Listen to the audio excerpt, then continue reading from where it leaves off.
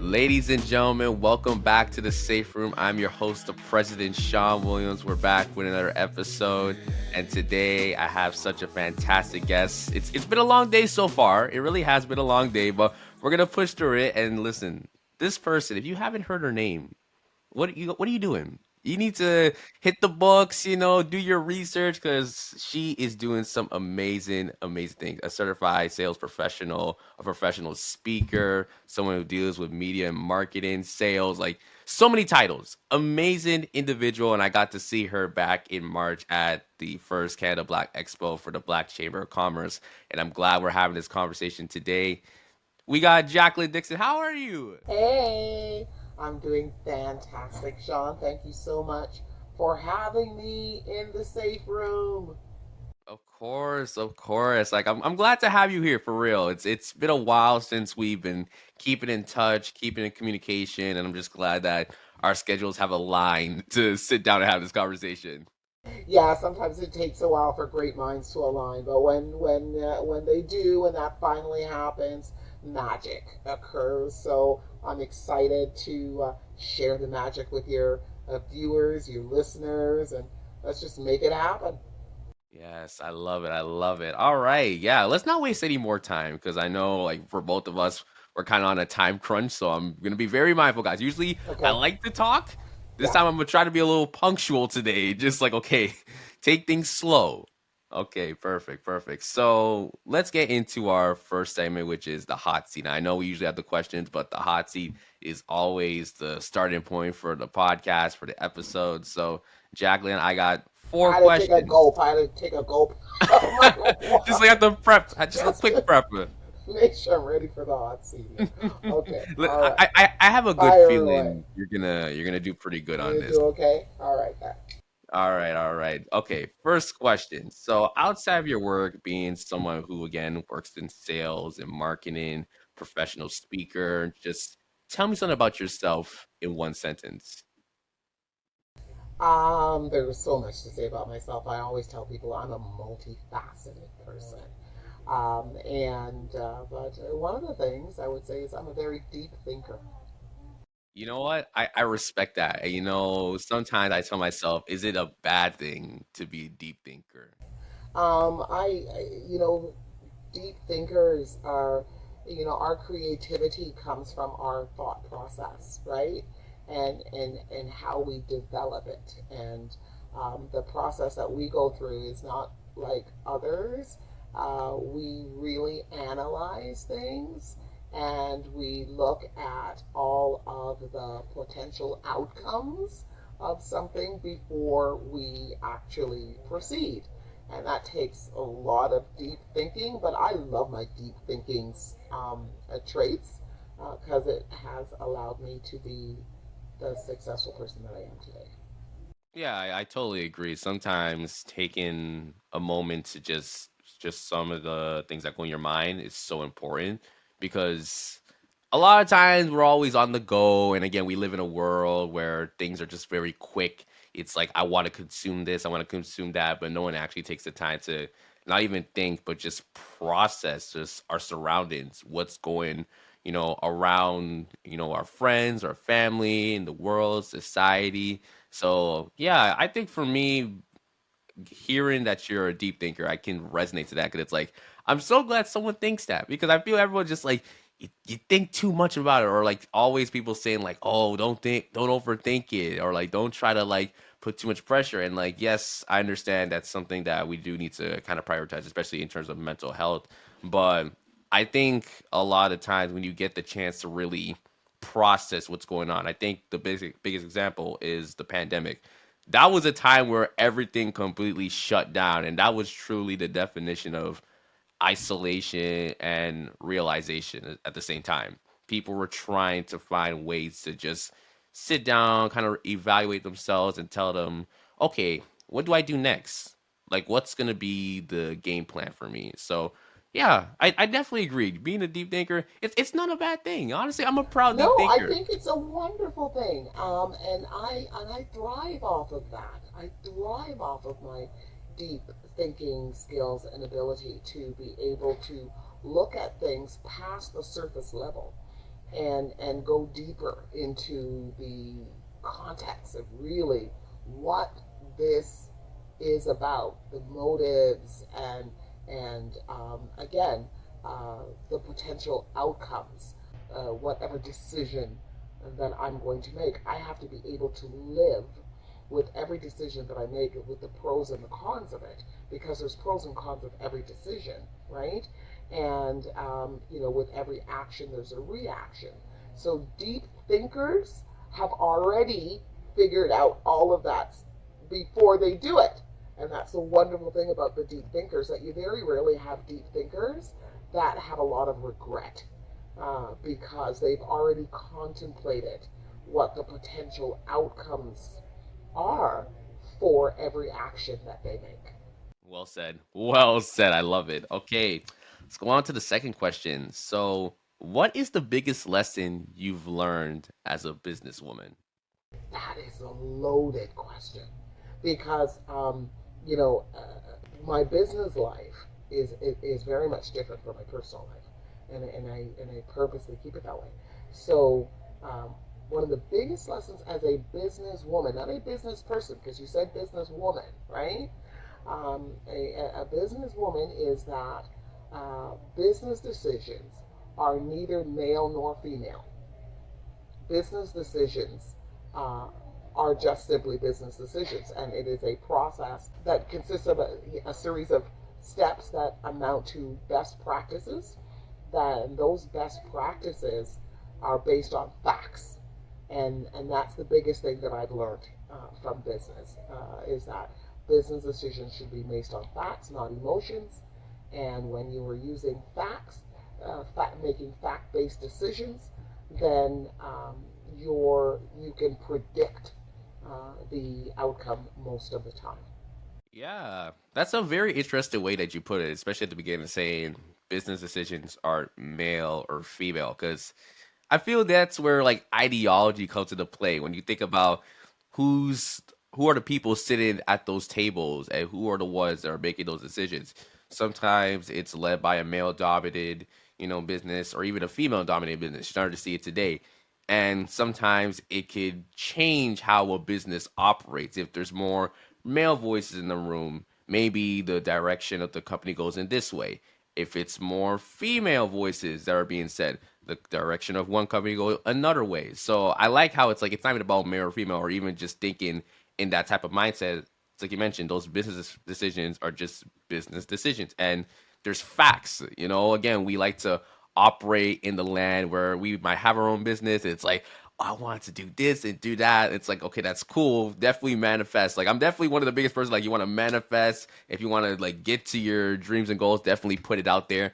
But you also got to figure out like what are the facts? Like, what do I know right now? What do I need to do? And how can I get to that next step at the same time? Absolutely. And fact-based decisions are, in my personal opinion, the best way to handle your business, because once you can remove the emotions out of it, then and leave it to fact or the science, as one would say. Then again, there's just very little regret, because the science really dictates your decision making process. Also, where you touch on something that I just want to elaborate on a little bit more. As I've mentioned, business decisions are neither male nor female. They have no gender, right? They're just a business decision, and it's based on the needs of the business, and the need of the business is always for its best possible outcome, for its survival, for its ability to be sustainable.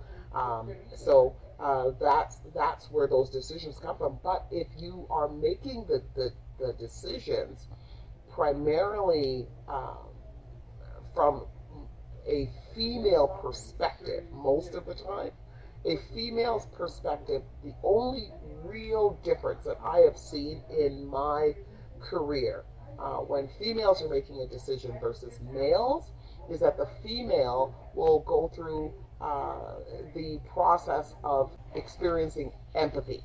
So for the people involved in their decision making process. So their ability, and that might be innate. to females. I'm not sure. I'm not going to say that men are not empathetic, saying that females have that sort of innate ability to be empathetic towards situations more so than men, and their ability to be empathetic has allowed females, in actual fact, to kind of edge out men when it comes to making certain types of decisions in the business world that have proven to be more successful. Yeah, I really appreciate you even touching upon that. For some people who may not even think about it that way, that's why you're here to kind of like break it down and give a open perspective, extra perspective on that. So again, I really appreciate you kind of go into detail into just being that's one of the biggest lessons for a businesswoman like yourself. So I really appreciate that. Going on to the third question. So an interesting fact that you rarely share about yourself. I think we talked about this off camera already. I really enjoy gardening.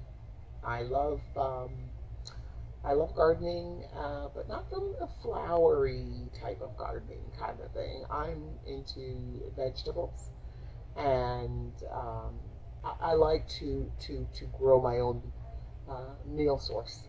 I find that very thrilling and empowering to know that I can create a meal literally from scratch, in the sense that I can uh, grow it, and I can nurture it and bring it to that point where I can literally go in my backyard and pull it, pluck it, or cut it, and then turn it into a meal and serve that to myself or my family. So I love being having the ability to be in control of my own food source. I think more and more people are going to actually start doing it. When you look at the price of groceries nowadays, and fruits and vegetables are extremely expensive, and depending on the time of year, of course. But when you think that you can actually play a significant role in reducing your weekly costs, grocery costs, by simply taking the opportunity to grow as many fruits and vegetables in whatever space you have available to you, um, that's such an empowering feeling. And you know what? I think my vegetables taste better. That's the added bonus right there. It's like you get to plant it in the comfort of your yard, and it tastes better. It tastes so much better. All right, perfect. All right, okay. Going into the final question for this hot seat segment, what is your personal safe room? Okay, so my personal safe room is my bedroom. I really cherish those. I was going to say four walls, but my bedroom actually has more than four walls. It's quite an interesting layout I have there, but that's my space. That's my personal safe space where I can decompress. I can disconnect from the world. I can gather my thoughts. I can create new thoughts. I can brainstorm. That's where a lot of brainstorming is done, uh, uh, you know, as well. So I have a method, I have a process that I use when I go in there and I close that door. And it consists of some aromatherapy taking place, and the aromatherapy just kind of gets my creative it calms me first of all, because I have a very hectic life, a very hectic schedule, very much in demand. There's always people, places, or things that are waiting for my response or some sort of action for me to take. And having that opportunity to go in there, use my aromatherapy tools and decompress is wonderful, because I come out brand new, or I just feel like, yeah, I can take on this world. I can do this again. That's great to hear, especially you mentioning the aromatherapy. I feel like no one has really implemented that into their answers because I've heard answers saying that their bedroom or their bed space is their safe room, but the way you even broke it down into context, it's like I'm actually imagining just like me like Mm-hmm. walking into a type of setting like that, which is really nice because I do feel like there's a level of safety towards that. So yeah, that's really great to And the hear. wonderful thing about aromatherapy for those who do like their bedrooms as their safe space, if that's what it is, so there's various different scents that you can use for different emotions, for different reasons, for different feelings or situations that you might be going through. So if you really become kind of a aromatherapy geek like me, then you will rotate between the various different scents that you would need in order to deal with that emotional experience that you're having at that time. Yes, that's so true. Very true. All right, perfect. Yeah, I knew you were gonna kill it. I knew you were gonna do a great job with the hot tea 7. You took your little sip of water tea and just like, Woo! all right. Now it's like, okay, we're good. We're good. Okay, now let's get to the main questions now. Okay. So, like I said at the beginning, you have like such a wonderful resume. And again, I got to see you for the first time at the Canada Black Expo back in March, and I was truly taken away from you because I believe you were on the I think it was like Women in Media panel. I don't remember Correct. the exact name, Yeah. but Yeah. it was that I don't panel. think it was exclusively women, but it was a media panel. Yes. Yes, yes. And I was listening to you and I'm like, she just has such a great presence. Like she was like you were taking me away. I was like, wow. Like I was sitting there trying to consume as much of what you were saying. And I think the crowd was really getting into just you sharing your experience. And again, you have this great authority, this great cadence within your voice where it's like when you're speaking, everyone just kind of stops what they're doing and they pay attention. They want to either hear you or learn from you, which is great. So I do want you to kind of share about your journey being a professional speaker because I know a lot of people even today they get that fear like I don't like speaking in crowds or like I'm just not the best when it comes to like speaking on certain topics or even talking about my business. So maybe you can share a bit just how it all started for you and even talk about some of your experience in sales and marketing as well because again that's a field and an industry that you're very active in at the same time.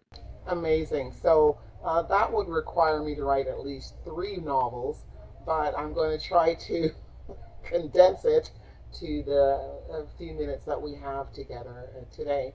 So, dialing back to where it all began is that there's only one thing I knew for sure, which was confirmed by people, places, and things. But I also knew it.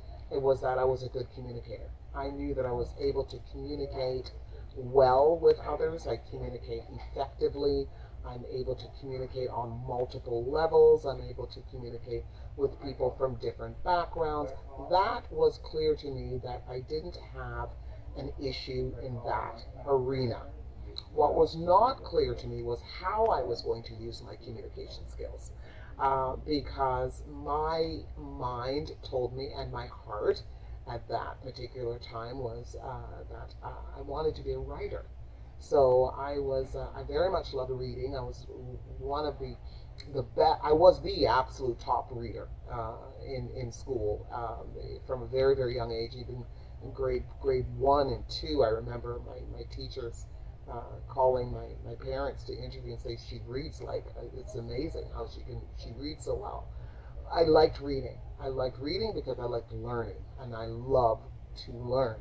But I'll credit that to my dad because my dad's time, our personal time together was spent with me reading the Toronto Star newspaper.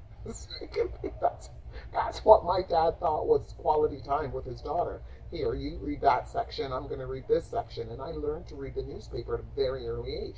Nonetheless, I had intentions to be a writer.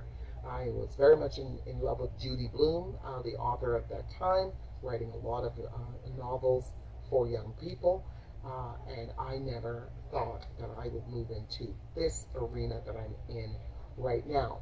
Until what happened was um, my ability to communicate effectively led to me being suggested to a business person who was opening up a business, a very well-to-do businessman, understood the industry that he was going into very, very well, had all the funding and everything that he needed, but what he didn't have was good communication skills. So he wasn't able to effectively communicate his wants and his needs, his desires to the general public or to any other business associate that might be needed in order to advance his business. So I was recommended to him in order to be the face of the company, where I would use my communication skills, but his business knowledge in order to make all of the presentations and that we needed. And that's what we did. I took that challenge to be uh, the person to communicate the wishes of this business person, but I also took the opportunity, again, because I love to learn from him, to learn the mechanics behind running a business. How do you be your own boss? And what is needed, and hiring and firing and training, and how do you ensure that you make enough, you're bringing enough in to sustain all of the outgoing costs. So those are the things that I learned very, very quickly, because it's like a sponge, from this individual.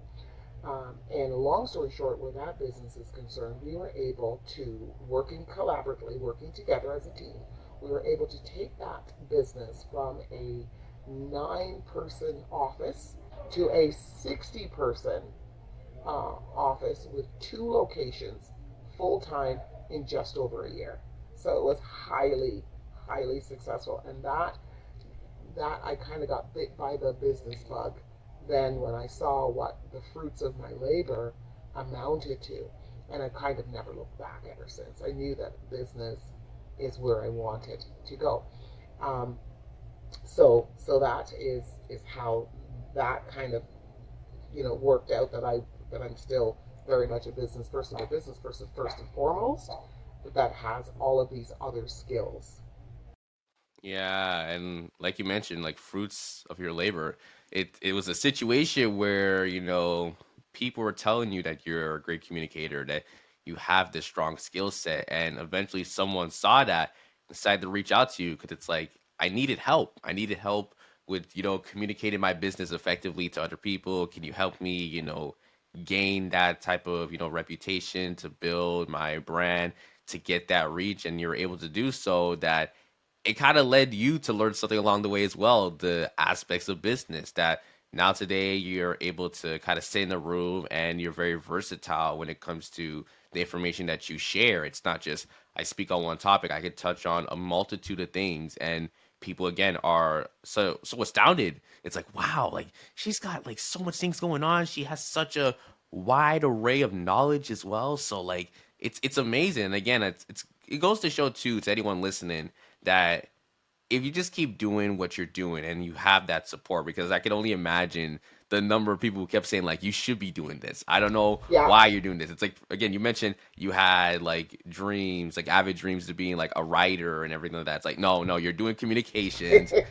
No, because we see Yeah. what you could Yeah. really become in. And you know what? I've even said that before. Sometimes a dream we have maybe never like it doesn't vanish. I think it's more of the right time, the right place. So who knows? Maybe something were to come up, but I think for you right now, like you've placed yourself in such a well position where you've been able to do so much. You've been able to speak at so many events, different sessions, wherever that people seek your advice, they seek your service, and they seek your help, which I think is a strong testament to the groundwork that you laid for yourself, but also to anyone who's got in contact with you. Absolutely, and thank you so much for the kind words. I will tell you, there's another person that deserves some recognition for this, and I had no idea. It was only well into my adult years that I realized that I've been honed for this. My mother kind of been honing me for this. So I come from a Caribbean background, okay, and for those who have Caribbean parents, we live, our Caribbean household is comical at all times. You know what I mean? You got the accents going on, you got the dialect and all that happening in the household. Well, I was the one child in the house, the one and only person in that household that was never allowed to use any dialect in the house. So my mother would tell me, you absolutely, under no circumstance, I don't care how strongly I speak to you with a Caribbean accent, I never want to hear you use it. I never want to hear you speak the Queen's English. So I was never allowed to communicate, even using this cutest little Caribbean slang. I wasn't allowed. So I was always only speaking English at the highest level kind of thing. And I did not, I resented that because my brothers could kind of throw in a little something and everybody else could, but I was never allowed. And I didn't know until years, well into my adult years, it would had a lot to do with what my mother had experienced coming into the country with a short little Caribbean woman with an accent, and she had experienced quite a bit of racism, and she didn't want me to ever experience what she had experienced, what she believed was a direct result of her accent. So she wanted to make sure that she had a daughter that had, perfect vocabulary and was well spoken, and she kind of honed me that way. But I will say this much, God bless her, because my ability, again, to communicate and then my ability to speak well enough attracted so many different opportunities for me in life. And that's what got me into media. I didn't pursue media, media pursued me because of my speaking abilities. Spoken at so many fabulous, well to do events and organizations, again, has to do with my ability to speak at a level that they appreciate. So, all of those natural traits or skills that were nurtured by my parents. I then also went to school and polished them on top of it, right? So even though I had them naturally, I still went and polished it. I still, was in Toronto, University of Toronto, in order to hone my business skills, to make sure that I had not just the experience of being a successful business person, but I had the documents to back that as well. And speaking as a professional with the Canadian Professional Speakers Association, getting qualified under the criteria that is required to be a professional speaker. So all of those things that I can do, I've also got the credentials to back that up as well. So that kind of makes you, I don't know, unstoppable. Well, there you have it. Again, it starts right at home with the parents, raising us up. So that's great to hear. Okay. And speaking of, being present at various speaking events, I do want to talk about Meet the Motivators. Now, if there's one thing I regret so far this year is not being able to go. Like that was an event I really wanted to attend. Things got a little bit I want to busy make for sure me. you're there next year, Sean. You make sure you're there. Okay, you would have loved it. Knowing you the way that I've gotten to know you here, you would have absolutely thrived in that environment. Yes, absolutely. And yeah, it must have been an amazing time because even just seeing some of the posts on social media, like some of the heavy names you had, like Julie Black, Patricia Jagganoff, I was like, damn, I need to. This is like a can't miss event. It felt like, Yeah, the biggest event of the year. yeah, yeah. We like to set it off every year, because remember we come out in May. We're one of the early ones, right? So we come out in May, and we kind of set the tone for everybody else's event that happens after that. Yeah. That's what I feel. I personally feel a couple little warm up ones that happened before us, but then we come out, right, and like we set the tone. We set the tone. So they kind of everyone's got their eyes on Meet the Motivators to see, are they gonna, what are they doing this year? Are they gonna sell out? Is it gonna be, and it's like, wow. It just keeps getting better and better. It keeps snowballing. And the best thing about Meet the Motivators, I will tell you, yes, we do have some big names that come across and support the program, but the best thing about Meet the Motivators are the followers, are the attendees. You've never seen so many women, men too, with adrenaline like pumping for 2 straight days, and it's just magic. It's absolute magic is, I It's know, just Lawrence. like, listen, it's one of those situations where you have to experience it to like truly like explain just the feelings and the emotions, which I totally understand. So Yeah, again, next year, 2024, I'm definitely gonna be there. good stuff. Okay, but I know we've mentioned Meet the Motivator so far, but it's not just an event. I know for you and just the way you want it to be symbolized, it's a yearly thing. So maybe go into detail a bit, just how does that look like and just what the vision of Meet the Motivators is trying to get across. Okay, no worries. So, Meet the Motivators was started approximately 8 years ago by myself. I started the program just as a result of me feeling very, very lonely, very depressed about the fact that I was living a life that I didn't see being mimicked a lot in my community. And I felt like I was living in a silo. I was running a $multi-million multinational organization, um, you know, taking responsibility for millions upon millions of dollars a year and successfully managing that while at the same time I was running my private speaking and training organization, and then I had some other projects as well going. There were times when, even with all of that happening in your life, you would still like to find people that you can relate to, that you can speak to, that could understand your wants, needs, and desires. And I was having a very, very difficult time like that. And I thought to myself, I can't be the only one female out there, and one of color as well, that is going through this type of lived experience. There must be other people out there.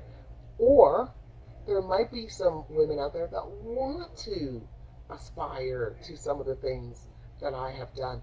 What could I do to bridge the gap with both of these um, uh, groups? So I created Meet the Motivators with that premise in mind, that we were going to educate, inspire, and empower young girls and women into moving into positions of leadership, whether it is in their career or in their community. Why is community so important? And I never leave community out, is because community leadership is as critical, in my personal opinion, as career leadership, because we know that there are a number of career leaders that we know of today that were nurtured as a result of some community leader seeing something in them, believing in them, setting them on the right track. So that community leadership is kind of like the nucleus for so many people, especially people from underserved communities. We need community leaders at a grassroots level, encouraging young people to strive for their absolute best, and re and helping older people to redefine and reinvent themselves, right? So those two areas, the community leadership and career leadership, is critical, and those components are what Meet the Motivators consists of. And we do it over a 2 day period of time, where day one, the education component is what is delivered, and we have a plethora of workshops, interactive workshops, that are led each by experts in their particular field, that are cover a range of topics that are based on personal and professional development. So they will come, and we kind of recreate that day in high school. Do you remember high school? You start off in homeroom, right? And then depending on what your timetable said, would dictate, where you're off to next, right? Yeah. And if you were a really good student, you go to all your classes, and if you're depending on how you're feeling, you might skip whole class. you know, I'm sure you never That skipped, was Sean. literally my grade But 12 but year. Like, I literally, at one point, the teachers loved me so much. I literally started leaving class and they're like, all right, see you. You know what to do. Homework. Yeah. Just, yeah, yeah, yeah. If skipping could be graded, I would have been like triple A. Okay, um, but that's what we give on day one. So we give this high school day experience, and the attendees love it. They love being reintegrated back into a classroom setting, having a teacher there, delivering a lesson, leading that class, checking to see what What's up next? What class should they go to next? So that's what happens. Lots of estrogen being pumped through the air. Everyone's high fiving, fist bumping, boom, boom, boom, right?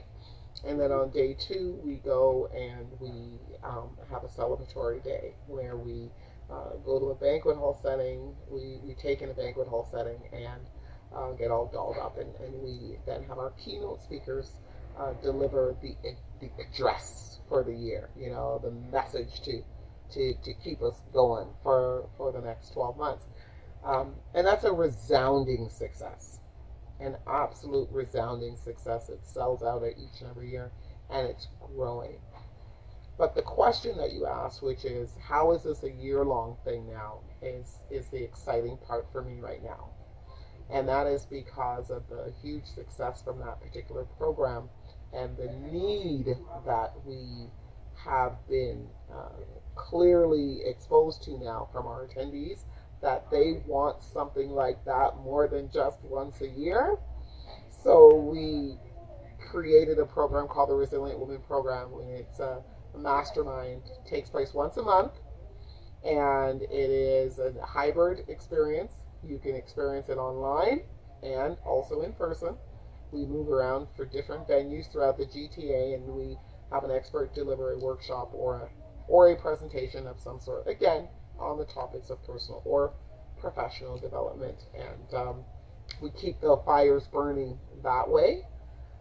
So I'm really excited that we've been able to kick that off through the proceeds that we get from the Meet The Motivators program. That's good to hear. It's just from the astounding results from the symposium itself, it's kind of led to the resilient woman program. You know, it just kind of shows that there are people out there who want to be part of something special like this. And again, how you're targeting lots of women, I think that's fantastic. You know, hearing you explain how the whole high school setting, it's kind of bringing me back, just how the symposium was kind of structured, you know, with the workshops and everything. And I think it's really cool because, again, you don't see stuff like that as often. And maybe that's just for me. Like, I may be able to go out and see stuff like this because, you know, I'm very active. Like I mentioned before, I always want to learn and just network and connect. But for others, you know, maybe depending on accessibility, they may not be able to see something as vivid. And I think one thing about your symposium, Meet the Motivators, was that it was plastered everywhere. I saw it on my feed. It wasn't like, okay, you saw it once. I'm pretty sure leading up to that event, maybe around like 50 times minimum, I've seen it, You which is know, great because you mentioned the followers. They're amazing where like they kind of become your personal social media team where they're sharing it everything. So it was amazing. Like even myself, I couldn't get away from it either, Sean. I mean, I could absolutely everywhere, and that's a lot to do with. Yes, I have an absolutely fantastic social media team, but then our followers, our attendees, they were behind the keyboards. They were just pumping this thing out, and then of course we had Flow. 987 is one of our key title sponsors, and it's just amazing. Absolutely yeah. insane. Well, that's Insane. good. That's really good. That's good to hear. Okay, let's go on to the next question. So again, being someone like I mentioned before who has experience in sales and marketing, I know there's lots of people, including myself, who are trying to like learn a bit more in terms of different techniques, strategies that they can use because marketing nowadays is like the number one topic in terms of like how do you succeed in your business. Sometimes people are putting more into marketing rather than just like their product ideas or what the structure of their business is. The first thing I hear from lots of people are like, how should I market this? Like, what's going to be my strategy? Am I going to put advertisement? Is it social media? Is there going to be a website where I'm going to like maximize SEO, search engine optimization? So, like, for someone who's kind of experienced it and again, still learning, what are some of the techniques that you feel for like even solopreneurs like myself that could possibly adopt when it comes to, you know, selling their business to their audience or even to other companies that want to like create partnerships? Wonderful. Good question. Now I'm in my element when I'm talking sales and marketing. I really am. First of all, you need to understand that sales is a process.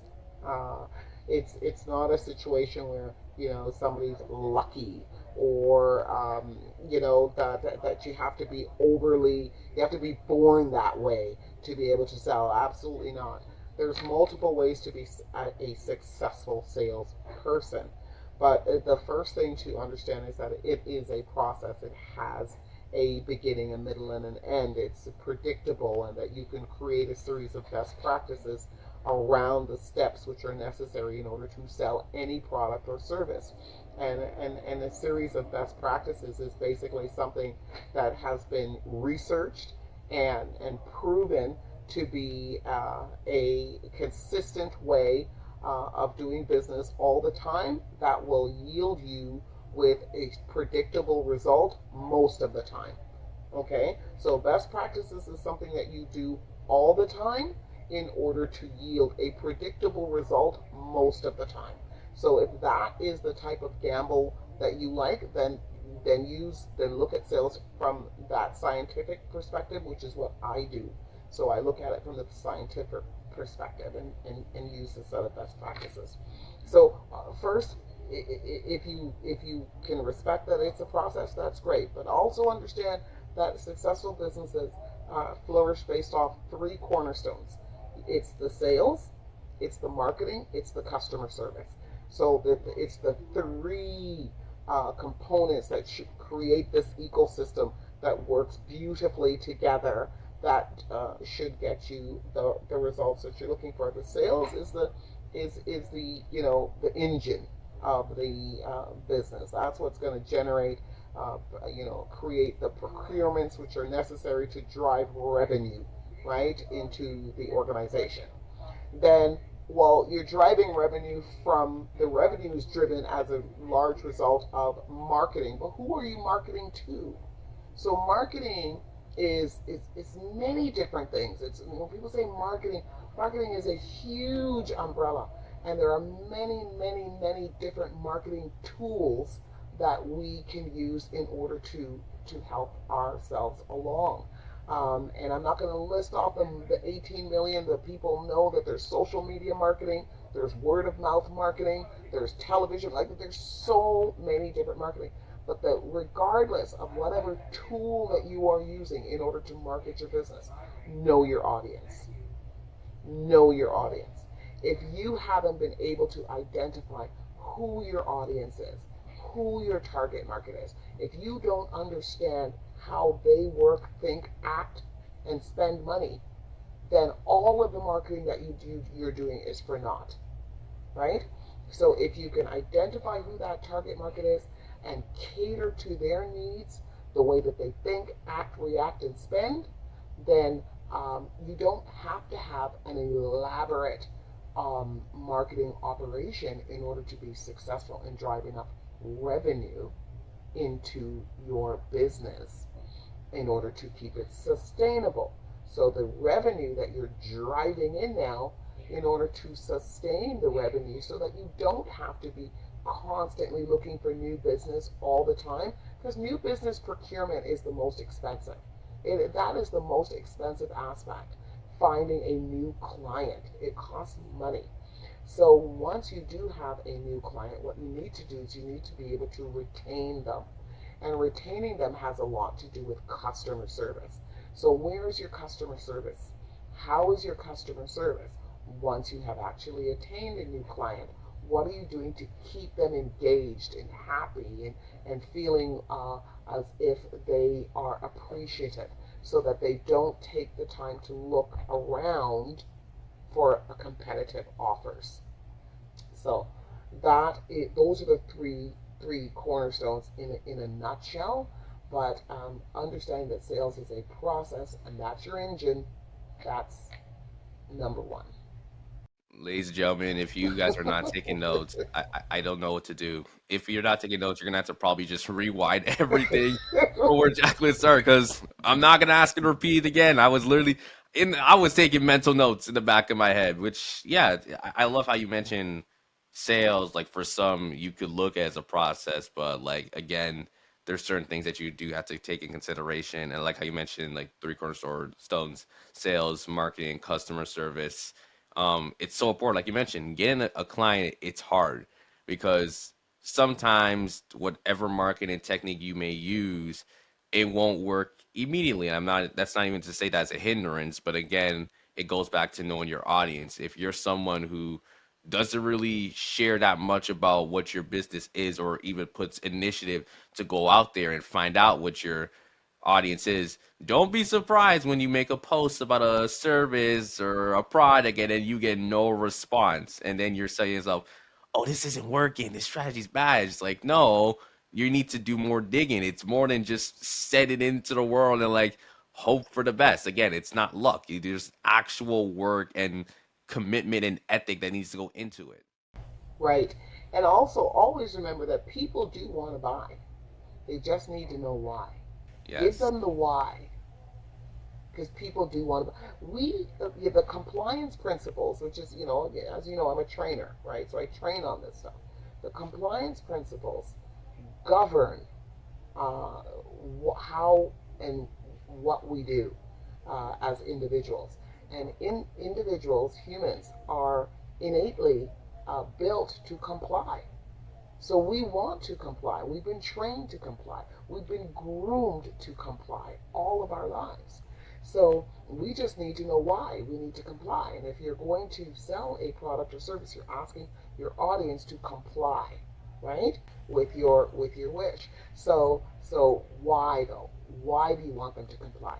Learn how to deliver the why, and the compliance just really, it's Yeah. so easy because we're built to comply. We Yeah, want yeah. to. Absolutely. No, and you're right too. Again, you got to know the why, but also there are people that want to buy the services. I know even for me, there are lots of people that I know that have other friends that want to start a podcast. And one of the services that I want to start launching very recently is teaching individuals how to launch a podcast.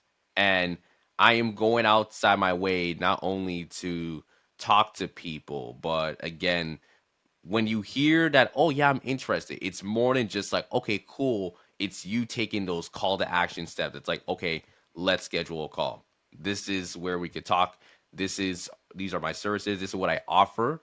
Okay. And I promise you this, that if you were taking, these are some of the benefits. I want to have that long term relationship. Those little things, those call to actions are super crucial. And I feel a lot of people kind of tend to forget that. They get so excited when someone's like, "Oh, are you interested in doing this?" Oh yeah, it's like, "All right, yeah, sure." Like, let's keep in touch, but it's not in the sense of like, "No, let's schedule something." It's more of, "All right, let's do it," and then there's no follow up. I think the strongest point for your business is that you're able to follow up consistently when it comes to those interactions, so that way it leads to sales. It leads to those long term customers. Absolutely, it does. Absolutely does. Sales, marketing, and customer service.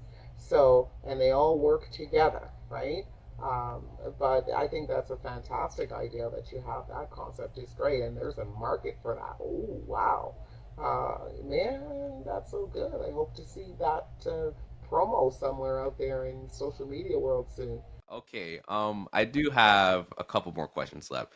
So you kind of answered it in a way, but I'm just gonna see if we can go a little bit more into details. So again, you've had a lot of support from people, whether it's telling you that you should get more into that communications professional speaker role, and even mentioning your mother, how she raised you to like stay on the right track and help you to get your education. But is there anyone else that you've had support, even from like women entrepreneurs, in terms of the legacy? And I do say legacy because I do believe what you've done so far, it's in that stratosphere. So, is there any other women entrepreneurs who's kind of helped you through that journey? I definitely 100%, like many other hundreds of thousands, if not millions of career women out there, can relate to Oprah's journey, right? And she's like what she does, how she does it, her thinking process, her thought process, her motives, all of that is right in my wheelhouse. So I cannot say that her and I have ever gotten to an argument. You know what I mean? Like, no, it's just not happening because she's a deep thinker as well. And so I connect with her. She's very deep in her in her thinking. And like nothing is done by chance with her. So she thinks out everything methodically before she acts. So I can relate to that. So she's definitely on the female side, probably number one on the chart. Then I would also say white males. White males. A lot of people don't know that my corporate experience, my ability to run and be responsible for, multinationals and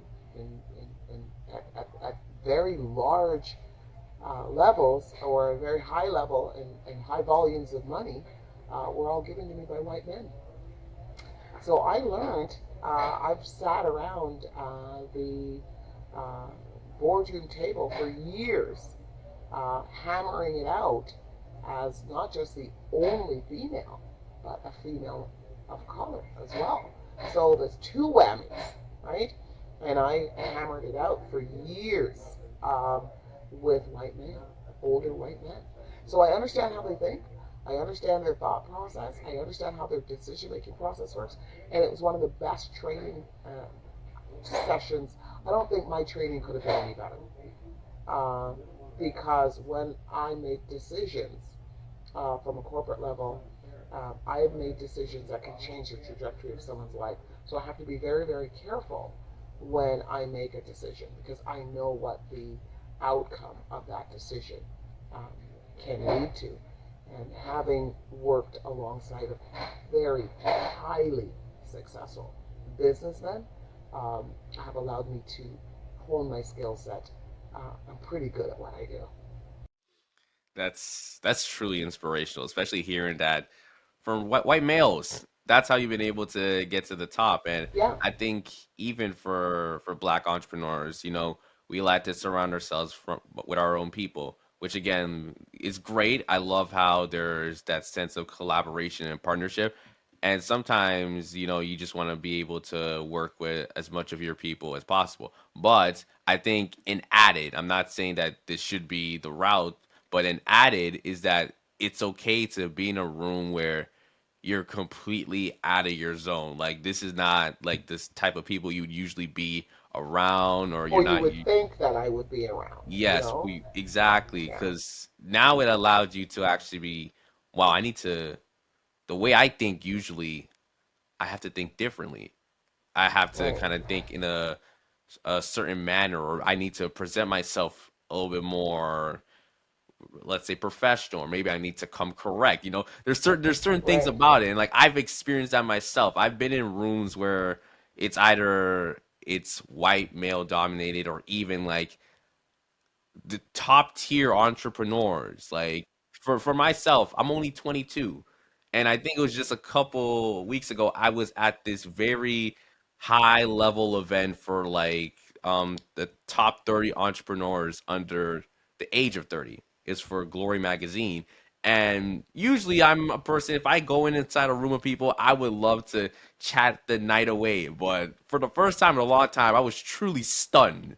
I was like, I can't say nothing. I don't know anyone. I knew like maybe three people out of a room of like 100, and that's odd for me somehow. And just I was taken away, but it allowed me to kind of present myself differently. I didn't usually when I talk to people and I network, I really try to make it feel more conversational and open, so that way everyone doesn't feel so tense. But I think in that moment, I decided like let me put on like my business suit for real. Like let me just really pitch myself out there. And there were people who were taken away from just how I presented myself, and they thought, "Wow, like this guy's amazing. You've probably been doing this for years." I'm like, I mean, it's only been 3 years for me. And it's just like, how old are you? 22. There's no way you're 22, and like the way you carry yourself, it's The crazy. But knowledge, yeah, yeah, yeah.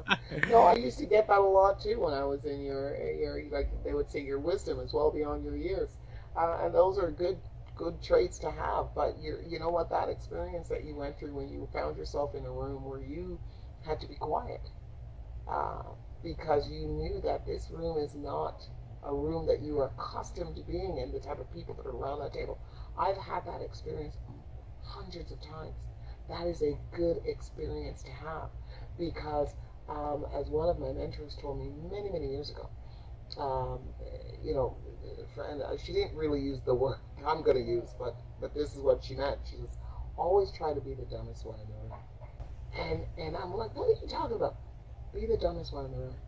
Now, what does that mean? That means that put yourself in rooms where you have less to say and more to learn, right? And if you find yourself constantly in rooms where you have the most to say and the least to learn, then you're not going to grow.